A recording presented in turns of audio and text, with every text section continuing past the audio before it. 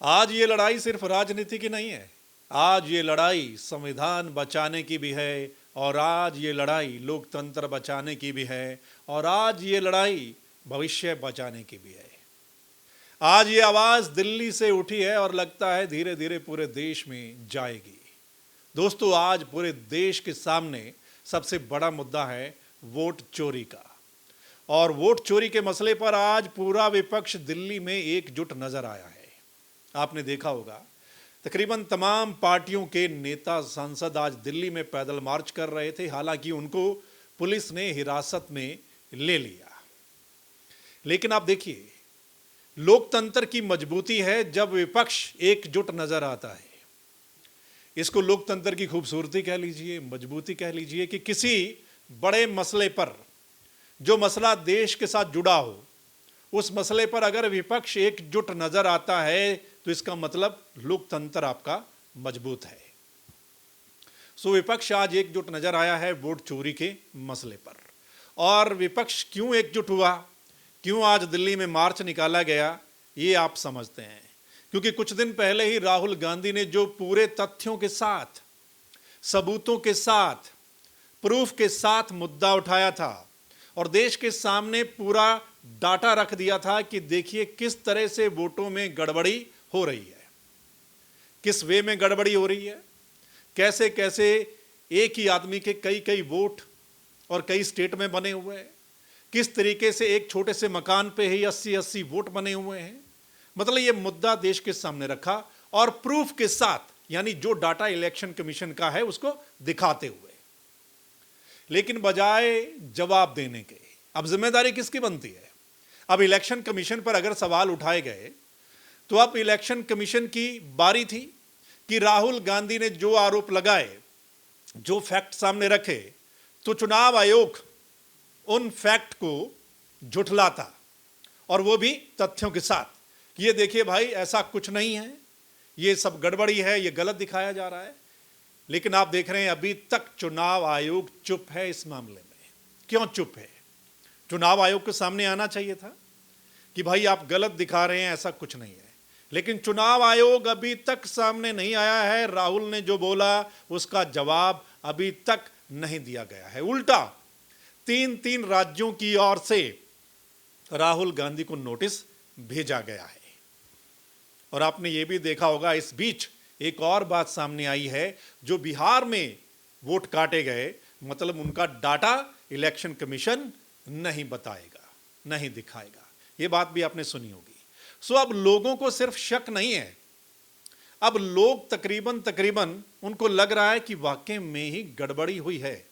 पहले क्या होता था, अगर कोई बोलता था तो लोग उसको बोलते थे ये तो खामखा एक बोला जा रहा है, आरोप लगाया जा रहा है। लेकिन अब तो प्रूफ के साथ ये चीजें सामने आई हैं।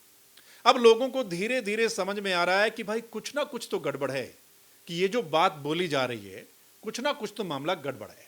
और डिमांड क्या है राहुल गांधी की, या विपक्ष की डिमांड क्या है?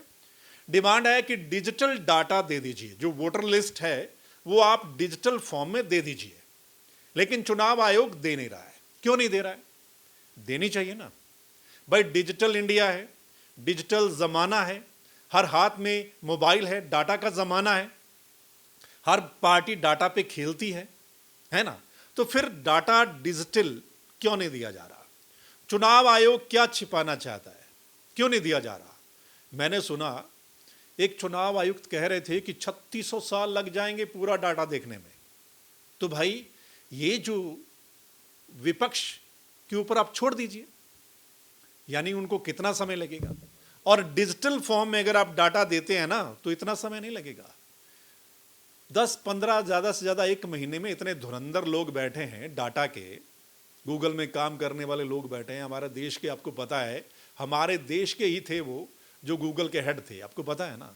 तो इतने धुरंधर लोग हमारे देश में हैं कि डाटा को खंगालने में या उसका निचोड़ निकालने में ज़्यादा समय नहीं लगेगा, और उसको स्टोर करने में भी ज़्यादा दिक्कत नहीं है। सो चुनाव आयोग को ये डाटा देना चाहिए ताकि दूध का दूध और पानी का पानी हो जाए। और चुनाव आयोग अगर पाक साफ है, जो वो दावा करता है, तो फिर डाटा देने में दिक्कत क्या है? इस बात को लेकर अब देश के लोग जो है वो जानना चाहते हैं। उनको लग रहा है कि भाई ये जो विपक्ष की ओर से डिमांड की जा रही है गलत तो नहीं है कि डिजिटल फॉर्म में डाटा चाहिए, ये गलत नहीं है, तो फिर चुनाव आयोग सामने क्यों नहीं आ रहा है या वो डाटा क्यों नहीं दे रहा है? दोस्तों, हमारा देश लोकतंत्र है और यहां वोटों के माध्यम से सरकारें बनती है, यानी आपका वोट डिसाइड करता है कि सरकार किसकी होगी और आपको पूरा हक है जानने का कि आपका वोट कहां गया, या जो जितने भी वोट हैं उनका डाटा मतलब आपको पता होना चाहिए कि क्या वो सही है या वो गलत है। और जिस देश में वोट से सरकार बनती है उस देश में अगर कोई राजनीतिक पार्टी, अगर कोई नेता यानी फैक्ट के साथ, सबूतों के साथ वो डाटा सामने रख देता है कि यहाँ यहाँ ऐसे ऐसे गड़बड़ है, तो फिर उसका जवाब कौन देगा? उसको कौन कहेगा कि ये ठीक है या गलत है? प्रूफ कौन करेगा? इलेक्शन कमीशन करेगा ना। लेकिन इलेक्शन कमीशन अभी तक ऐसा लग रहा है कि बच रहे हैं, लेकिन विपक्ष कह रहा है कि हम ऐसे नहीं जाने देंगे, अभी और बहुत कुछ है। ऐसा लग रहा है कि अभी और बहुत कुछ है विपक्ष के पास, कांग्रेस पार्टी के पास या राहुल गांधी के पास। अभी तो सिर्फ एक कॉन्स्टिट्यूएंसी का डाटा उन्होंने दिखाया था। सो दोस्तों, आप सब देख रहे हैं, सुन रहे हैं, समझ रहे हैं। अभी तक जो चीजें सामने आई हैं उस पर आप लोग क्या कहेंगे, आप जरूर बताइएगा, आप कमेंट करके। एक बात और, इलेक्शन कमीशन तो बोल नहीं रहा, वो सामने आ नहीं रहा, लेकिन कुछ और लोग बोल रहे हैं, कुछ और लोग यानी विपक्ष के बारे में बोल रहे हैं कि ये झूठ बोल रहे हैं। उस पर भी आप लोग क्या कहेंगे? आप कमेंट के माध्यम से अपनी बात नीचे वीडियो में रख सकते हैं और वीडियो को शेयर कीजिए ताकि हर आदमी तक ये वीडियो पहुंचे और उनको पता चले कि देश में क्या चल रहा है। जो विपक्ष डिमांड कर रहा है क्या वो गलत है? और अगर वो डिमांड कर रहा है, अगर वो चीज़ें सामने रख रहा है, तो फिर जवाबदेही किसकी है? इसलिए शेयर कर दीजिएगा। फिर मिलते हैं। राम राम।